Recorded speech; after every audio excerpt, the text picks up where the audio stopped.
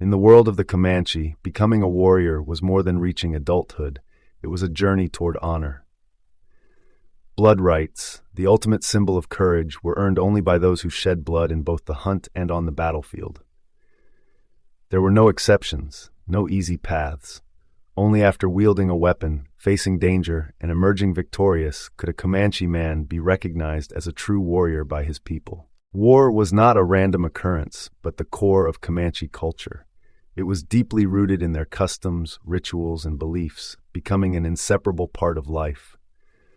The survival of the entire tribe depended on their ability to fight, protecting their territory, preserving their honor, and avenging long-standing enemies. The Texans, in their efforts to expand westward, quickly realized that the borders of Comancheria were not just lines on a map. It was a land where life and death were separated by the edge of a blade, where riders on horseback appeared like the wind and vanished with the dawn. Here, only one truth remained: the strong survive, and the weak never return. For decades, the Comanche stood as an impenetrable barrier against the relentless tide of western migration. Their fierce raids turned the plains into a land of blood and ash. Settlers lived in constant fear, their lives hanging by a thread as raids struck without warning. In some years, the death toll reached into the hundreds, leaving shattered families and abandoned settlements in their wake. Thousands of captives were taken, men, women, and children, spirited away to the vast, unforgiving plains. Those lucky enough to survive faced a life of servitude or worse. Farms were set ablaze, livestock driven off, and homes reduced to smoldering ruins. The Comanche's mastery of warfare ensured that no frontier homestead was truly safe. The settlers came seeking new beginnings, but what they found was a brutal contest for survival, a war where only the cunning and the strong could hope to endure. For the first time since mastering the horse, the Comanche found themselves pushed onto the defensive.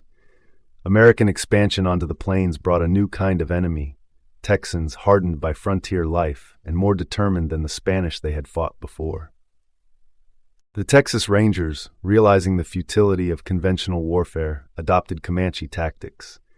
They fought from horseback, launching swift attacks and vanishing into the plains. The balance of power shifted further when the Americans armed themselves with the Colt revolver, a rapid-firing weapon that finally rivaled the Comanche's deadly bows. While steel and gunpowder changed the battlefield, another silent enemy dealt an even crueler blow: disease. Smallpox and cholera tore through the southern Panataka Band, leaving entire camps devastated. Faced with dwindling numbers and relentless pressure, some Comanche bands, those closest to American settlements, began to consider walking the white man's road, meaning abandoning raiding and adopting farming. But to the Comanche, especially the young warriors, the thought of turning to agriculture was abhorrent. They were born to ride, hunt, and fight, not to till fields. Resistance remained the only path for most, even as their world crumbled around them. The outbreak of the American Civil War reshaped the conflict on the Texas frontier. Thousands of young Texan men were pulled away from home to fight in distant battles against the Union, leaving the frontier dangerously exposed. The once formidable Texan defense weakened, and the Comanche, ever watchful, sensed the opportunity. Desperate to secure peace and free up more troops for the war effort, both Union and Confederate governments made promises to the Comanche. They offered gifts, supplies, and government support in exchange for peace and an end to the raids. The Comanche, however, had long learned to distrust treaties made by white men. Despite this, some bands agreed to treaties, lured by promises of food and protection. But, as so often happened in Native American history, the Indian agencies failed to deliver on their pledges. Supplies were late, scarce, or never arrived at all. By 1862, it was clear that the power dynamic along the Texas frontier had shifted. The settlements were weak, poorly defended, and far from the fortified bastions they had once been. For the Comanche, this was not a time for compromise. It was a time for war. By 1863, the Texas frontier was engulfed in chaos. The Comanche, emboldened by the weakened state of the settlers, launched a relentless wave of raids with impunity.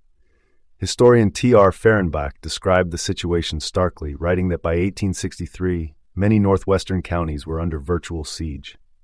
Cattle theft, arson, and murder became common occurrences, spreading terror throughout the region. Isolated farms and settlements fell one by one, leaving survivors either dead or driven eastward in desperation. The Texas frontier, once a land of hope, had become a place of constant fear and violent uncertainty. Amid this storm of blood and fire, a Comanche warchief named Little Buffalo emerged. One of the last great leaders of his people, he knew the time had come to strike a decisive blow. But no raid could begin without a sign from the spirits. He waited patiently, seeking guidance from the natural world, perhaps a vision, an omen in the sky, or a fierce animal crossing his path. Only when the spirit spoke would he call his warriors to war. For the Comanche, war was not just a matter of strategy. It was guided by spiritual power or medicine and deeply rooted customs. No raid or battle could begin without a sacred sign from the spirit world. A vision seen during meditation or an event in nature could be the signal that war was sanctioned by the spirits. A war chief like Little Buffalo would seek guidance from the eagle spirit, believed to be a messenger of strength and victory. If he saw a powerful eagle swoop down and seize a rabbit, it could be the sign that the spirits were ready to support a campaign of war. But seeing the sign was only the first step. To lead a war party, Little Buffalo had to convince his warriors that his puja, his spiritual power and medicine, was strong enough to protect them from harm and ensure success. He would perform ceremonies, offering prayers and sharing his vision, invoking courage and determination in his followers. We may never know what vision Little Buffalo saw, but it must have been powerful. His words inspired hundreds of warriors to rally under his banner, a rare feat at a time when the frontier had become increasingly dangerous and fragmented. His spirit and conviction awakened the fighting heart of his people, setting the stage for one of the most legendary raids in Comanche history. In Comanche society, war was the ultimate test of manhood. A man who had not shed blood in both the hunt and in battle was considered worthless. He would be mocked by his tribe, scorned by the elders, and even laughed at by children. Cowards had no place among the Comanche. Only warriors who proved their courage could earn respect and a place of honor. Before every raid, the Comanche performed one of their few sacred ceremonies, the war dance. It was more than tradition. It was a ritual of transformation, turning men into warriors. They gathered around a roaring bonfire, their faces painted black, the color of death. The air pulsed with the rhythm of stomping feet and fierce war chants. Warriors leaped and howled in unison, summoning the spirits of their ancestors to guide them into battle. Encircling the warriors, the women chanted with equal intensity, encouraging their men with shouts of pride and defiance. The cries of warriors and women rose together, merging into a singular voice of war and destiny. Comanche tradition dictated that raids begin at night, under the cover of darkness, often guided by the eerie light of a full moon. Little Buffalo's war party followed this ancient custom. It was late autumn, and the prairie grass had grown tall, perfect fodder for the warriors' horses. To ensure strength and endurance, each man brought at least 3 horses for the journey. Under the ghostly Comanche moon, Little Buffalo and his war party rode into the night. Hooves pounded the earth like distant thunder as they vanished into the vast shadowy plains, bound for Elm Creek, each warrior driven by honor, vengeance, and the hope of claiming glory in the coming raid. By 1862, just a year after the American Civil War erupted, over 60,000 young men from Texas had been sent to fight in distant battles. This mass exodus left fewer than 30,000 men in the state, a vulnerability the Comanche were quick to exploit. It did not take long for them to realize that the once formidable Texas frontier, previously defended with grit and steel, was now perilously exposed. The Comanche unleashed a wave of relentless raids, described by contemporary accounts as a violent outbreak. They attacked with deadly precision, striking isolated settlements, torching homesteads, and driving off livestock. Texans died by the hundreds, forcing many survivors to flee eastward in terror. For perhaps the only time in American history, the frontier line itself began to collapse. Settlements abandoned in panic left a swath of desolation stretching westward. In some areas, the line of defense fell back nearly 200 miles, with no government force capable of stopping the advancing Comanche war parties. Yet not everyone fled. A few defiant settlers, hardened by years of frontier life, stubbornly clung to their land. They fortified remote homesteads, prepared to make a last stand if necessary. But even the strongest defenses were undermanned during these grim years. This grim reality came to pass in October of 1864 at Elm Creek. The settlement, thinly defended and far from help, stood directly in the path of Little Buffalo's massive war party, an unstoppable force ready to carve its name into the bloody history of the Texas frontier. On an ordinary autumn morning in 1864, the 14 families living along Elm Creek rose at dawn, tending to their daily chores. They fed livestock, gathered water, and worked the land, unaware that death was riding toward them. Little Buffalo, leading several hundred Comanche warriors on horseback, silently advanced down the Brazos River just below the mouth of Elm Creek. The first settlers they encountered were a father and his 2 sons. Armed, but outnumbered, they fled into a nearby section of crossed timbers, vanishing into the thick brush. The Comanche, skilled in war yet calculating, avoided fortified positions where the fight might cost them lives. Killing the men would have been easy, but at the risk of taking casualties, a price they were unwilling to pay so early in the raid. Deeming the encounter unworthy of further effort, the war party pressed on. Not far from Fort Belknap, fate was less kind to Mr. Myers, a local settler. Unaware of the impending danger, he wandered into the open while searching for a missing dock on the river. He never saw them coming. In a brutal, swift attack, the Comanche overwhelmed him. He was killed, scalped, and left where he fell, a grim warning of the destruction sweeping across the Texas frontier. As Little Buffalo's war party approached the Fitzpatrick home, they moved cautiously, uncertain of what resistance might await inside. Their reputation for ruthless efficiency was built on careful planning, not reckless aggression.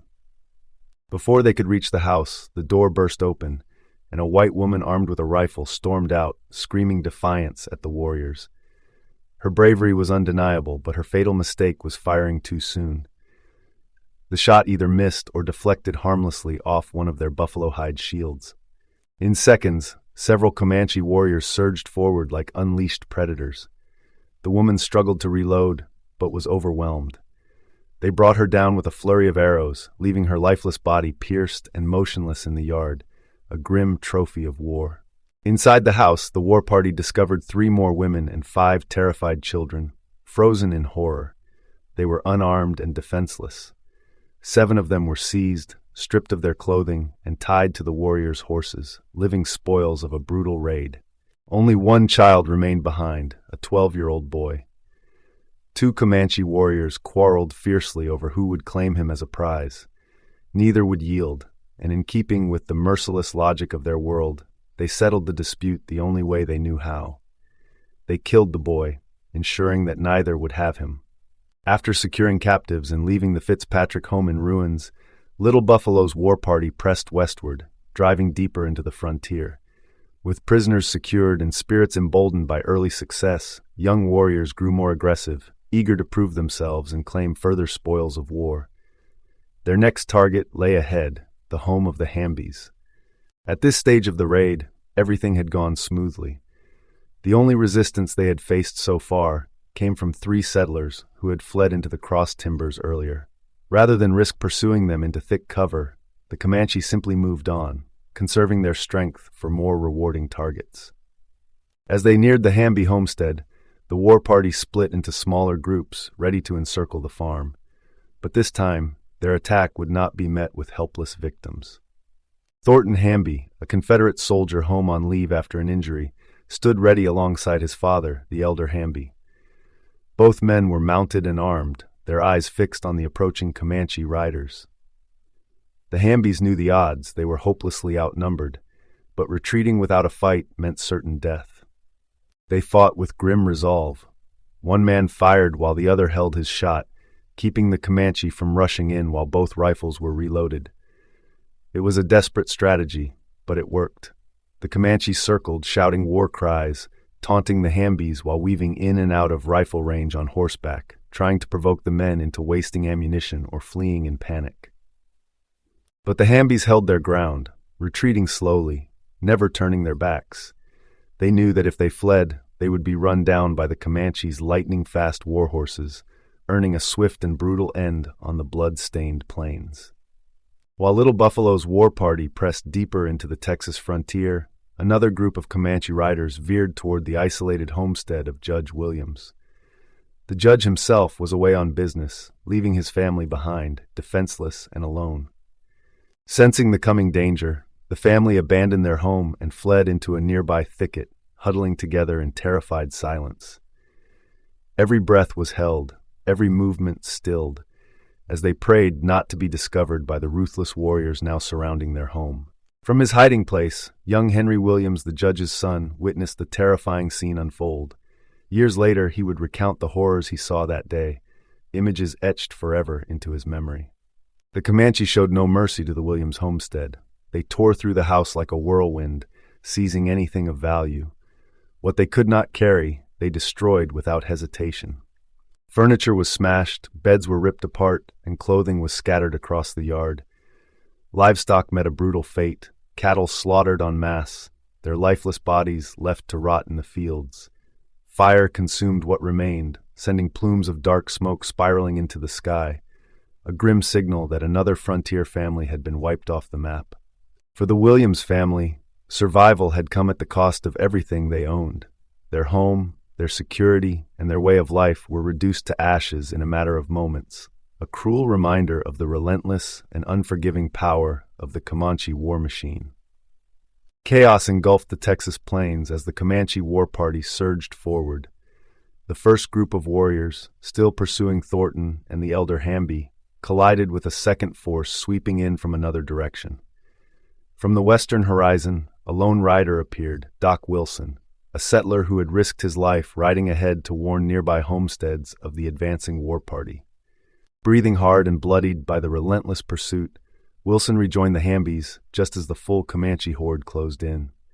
The three men realized their only chance for survival lay in reaching the nearest fortified structure, the Bragg Ranch. They spurred their horses, galloping desperately across the open plains. But turning one's back on the Comanche was a death sentence. Their Mustangs, bred for speed and endurance, closed the distance with terrifying speed. Hooves thundered across the earth as the three settlers raced toward the small wooden cabin.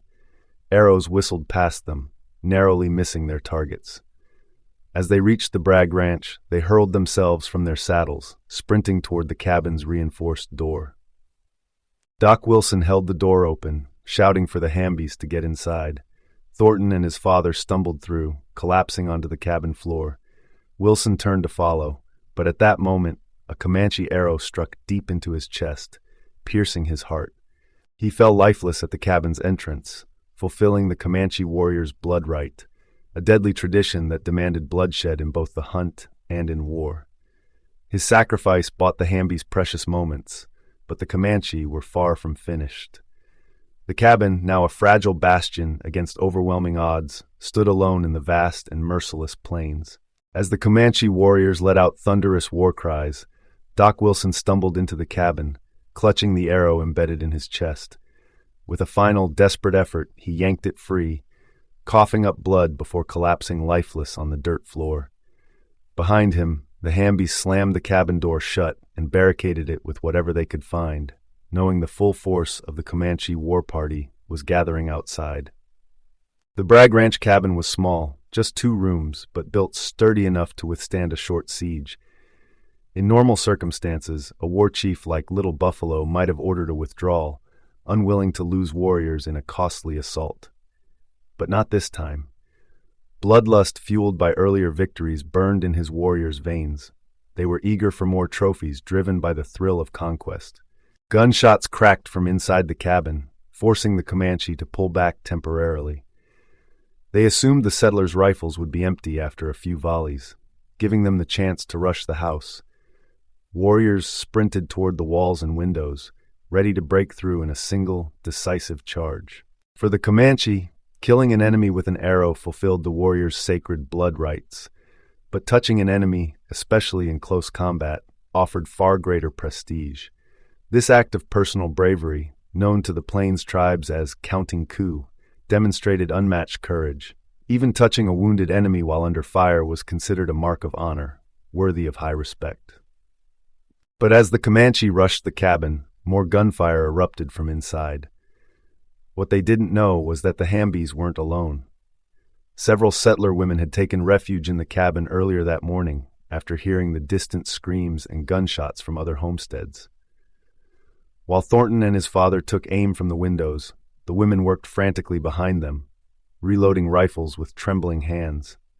In that cramped, smoke-filled cabin, survival meant working together or dying together. For the settlers, this was not just a fight, it was a final stand, a brutal struggle for survival against a relentless enemy driven by honor, vengeance, and tradition. The settlers inside the Bragg Ranch cabin fought with the grim understanding of what awaited them if captured. For the men, capture meant being dragged back to the Comanche village, where death would come slowly and painfully through ritual torture, a horrifying spectacle meant to honor the tribe's gods and warriors. The fate of the women would be no less cruel. They would be enslaved in every sense of the word, forced into labor, stripped of their freedom, and often enduring unspeakable abuse. Knowing this, there was no question of surrender. Survival could only be achieved through a relentless defense. Gunfire echoed through the plains as the Comanche warriors surged forward. Some advanced recklessly, consumed by bloodlust and eager to claim trophies. These men paid for their boldness with their lives, cut down by accurate rifle fire from within the cabin. Others held back, darting on horseback in and out of range like shadows, testing the settlers' defenses. Despite their losses, the Comanche remained disciplined in one crucial way. They never left their fallen behind. Retrieving the dead and wounded was a matter of both honor and strategy. Leaving bodies on the battlefield could reveal their true losses to the enemy, something they would never allow. The relentless siege continued, a brutal clash of willpower and survival, with neither side willing to back down. Every moment stretched into eternity as life and death hung precariously in the balance. Amid the chaos of the siege, Little Buffalo, the fierce Comanche warchief, led from the front, refusing to stay back as his warriors clashed with the settlers. He shouted commands, his voice cutting through the sounds of gunfire, urging his men forward. His presence was more than leadership. It was a living symbol of strength and spiritual protection, the force binding his warriors into an unstoppable tide. But fate is often cruel on the battlefield. Whether by chance or an expertly aimed bullet, a gunshot rang out, and Little Buffalo was struck. The impact hurled him from his horse, his body collapsing into the dust. The sight of their fallen leader rippled through the war party like a thunderclap. The Comanche believed that a war chief's survival was proof that the spirits blessed the raid, that their medicine was strong. But his death shattered that belief. To them, it was an unmistakable sign. The spirits had turned against them. Comanche tradition left no room for hesitation. Without their war chief and the spiritual protection he symbolized, continuing the attack would invite only greater disaster. Their sacred medicine had failed, and to press on would risk angering the spirits further. For the settlers trapped inside the battered cabin, Little Buffalo's death came like a divine intervention. With their leader gone, the Comanche war party hesitated, just long enough to change the course of the battle. The warriors began to retreat, their yells fading into the distance as they vanished back into the plains, leaving behind a ruined homestead, shattered lives, and a legacy of blood that would never be forgotten.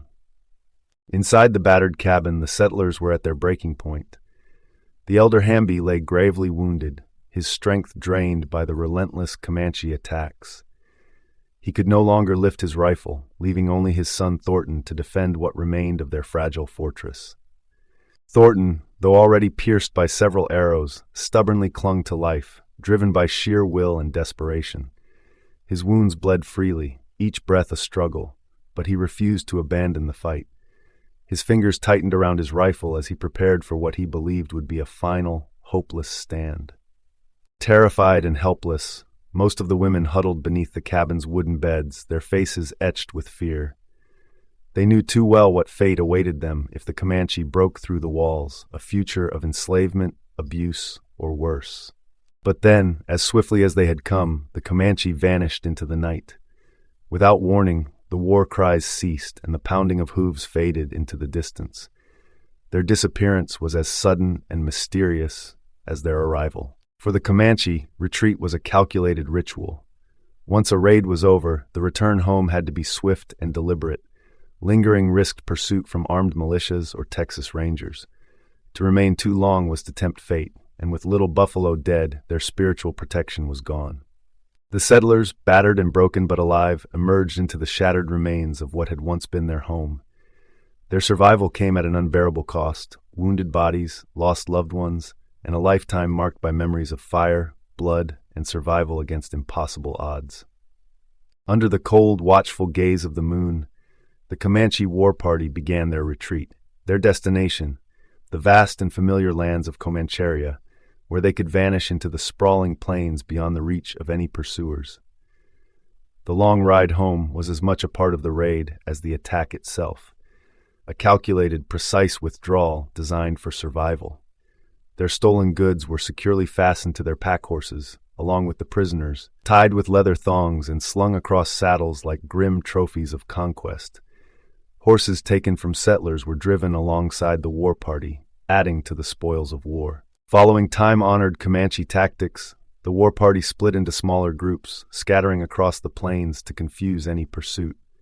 This strategy kept the majority safe from ambush and made tracking them nearly impossible. By the time any militia or Texas Rangers arrived, the Comanche would be long gone, leaving only burned homesteads and stories of terror in their wake. As they rode through the desolate prairie, they encountered two unfortunate settlers, a man named McCoy and his young son, caught unaware under the open sky.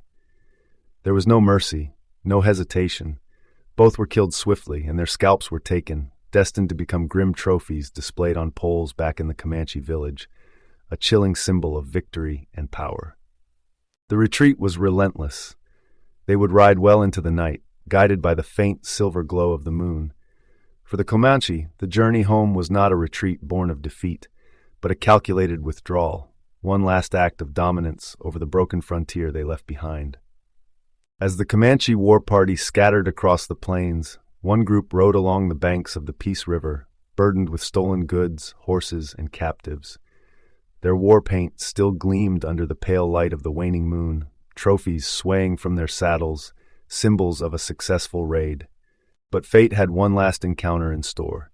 15 Texas Rangers, battle-hardened and riding patrol after hearing of the raids, came across the Comanche riders. Outnumbered and caught off guard, the Rangers found themselves facing a war party far larger and deadlier than anticipated.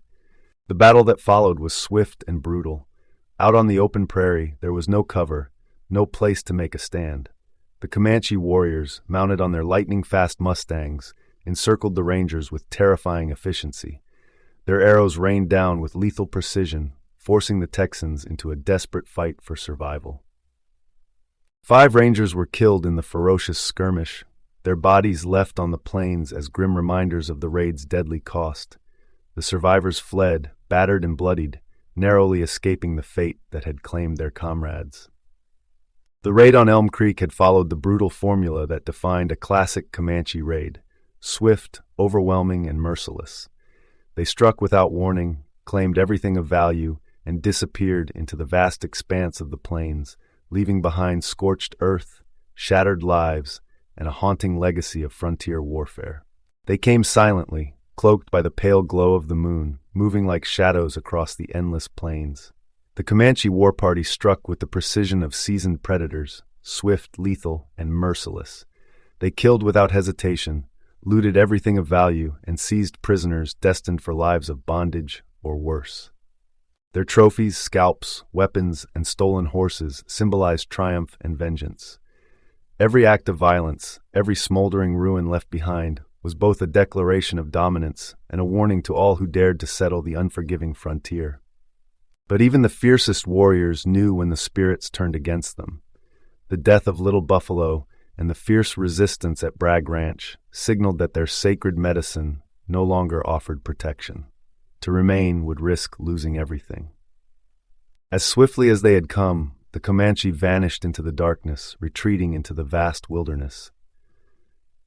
The wind carried away their war cries, leaving only death, destruction, and shattered lives in their wake. Smoldering homes, lifeless bodies, and grieving survivors were the only evidence of the nightmare that had swept through Elm Creek like a deadly storm, silent, swift, and unforgettable.